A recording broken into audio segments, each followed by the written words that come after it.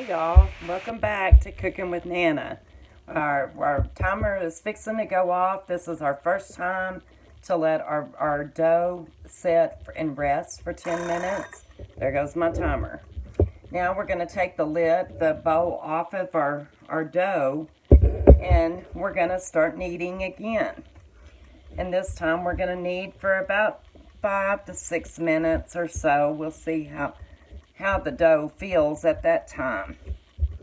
But you know, you can stretch this dough out. Don't be afraid to play with it. Just stretch it, because bread loves this. It loves for you to stretch it and mash on it and pinch it. You can't hurt this dough. I promise it. It loves everything you could do to it.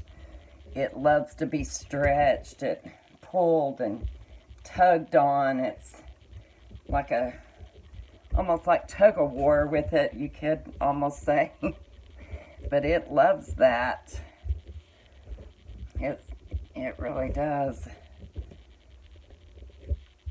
And let me set this timer again. Here, I forget my timer again.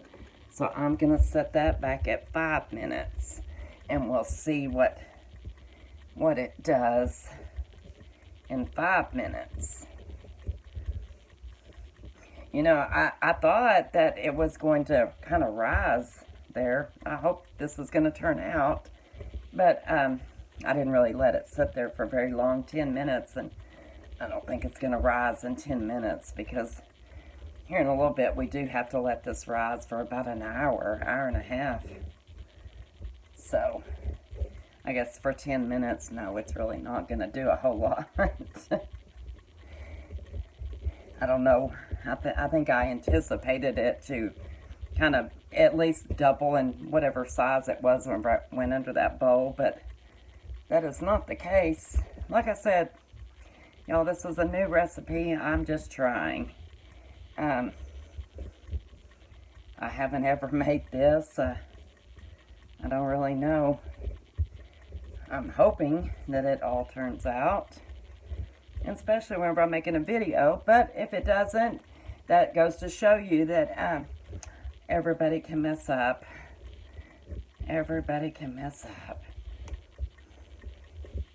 But this is it's feeling really like a really smooth, the dough texture of it. It is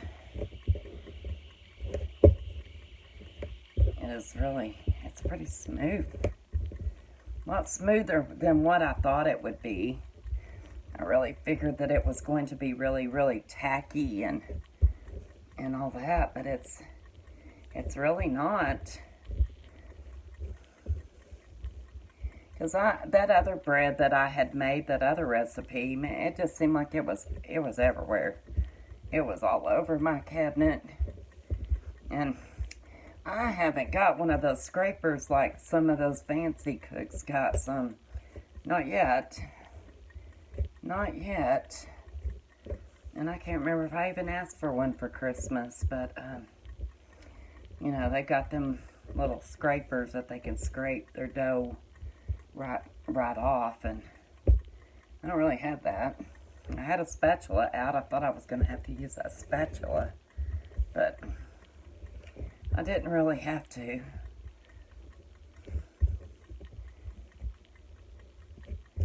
So we're about up. We got about another 3-4 minutes on this.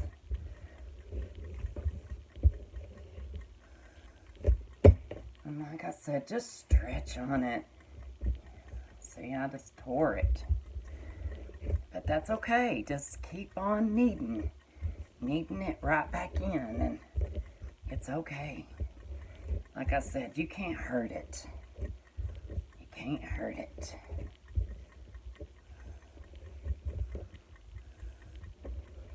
You know, if you're really kind of frustrated with somebody, this is a good way that you could just be smashing their face if you wanted to. I don't really think that's the right way to do things, but I guess you could take out some frustrations by doing this, because It is a workout.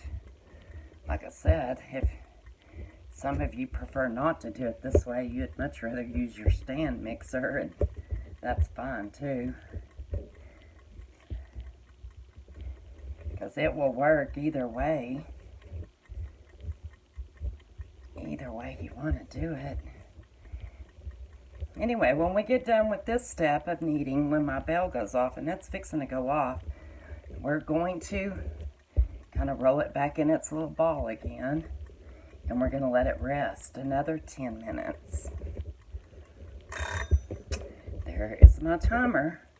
So now I'm just going to kind of form this into a little ball, and I'm going to put the bowl on top of it again, and we're going to let it rest another 10 minutes. And then it gets exciting, y'all. We're going to start making bread. Getting it ready. So anyway, now I've got my little ball that y'all can see, my little ball that I've made. And we're just going to cover it right back up with its bowl. And we're going to let it sit for another 10 minutes. I'll be back.